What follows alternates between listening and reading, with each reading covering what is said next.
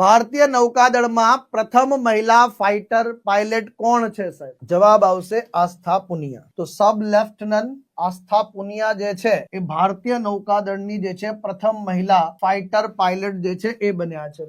આસ્થા Punia naval એવિએશનની જે છે fighter સ્ટ્રીમમાં સામેલ થનારી જે છે એ પ્રથમ મહિલા પાયલટ પણ બનીને ઇતિહાસ રચ્યો છે. લેફ્ટનન્ટ અતુલ કુમાર ઢોલ અને એસએલટી આસ્થા પુનિયાને રેર એડમિરલ જનરલ બેવલી દ્વારા જે છે વિંગ્સ ઓફ ગોલ્ડ જે છે એ એનાયત કરવામાં આવ્યા છે. વિંગ્સ ઓફ ગોલ્ડ એટલે શું? કે નૌકાદળના વિમાન ચાલકોને આપવામાં આવતો એક પ્રકારનો બેજ જે બતાવે છે કે વ્યક્તિએ તાલીમ પૂર્ણ કરી છે અને એક લાયક પાયલટ છે સાહેબ. આસ્થા સૌથી પહેલા જે છે વિશાખાપટ્ટનમમાં આવેલું જે INS Dega basic hawk conversion course જે છે સફળતાપૂર્વક પૂર્ણ કરે છે અને ભારતીય નૌકાદળમાં એમને સામેલ કરવામાં આવ્યા છે. ભારતીય સશસ્ત્ર દળોની અંદર જે છે મહિલા પાયલટ્સની વાત કરીએ તો 1992 સુધી મહિલાઓ જે છે ફક્ત મેડિકલ વિંગમાં હતા. 2020માં સુપ્રીમ કોર્ટના આદેશ પછી પ્રથમ મહિલા મેરીટાઈમ પાયલટ જે છે કોણ બને છે ભાઈ? તો લેફ્ટનન્ટ દિવ્યા શર્મા,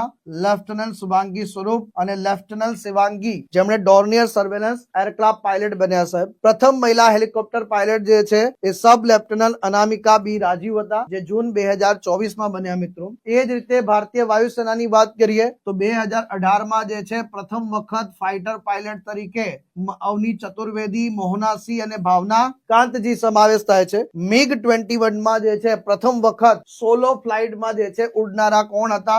અવની ચતુર્વેદીજી હતા સાહેબ.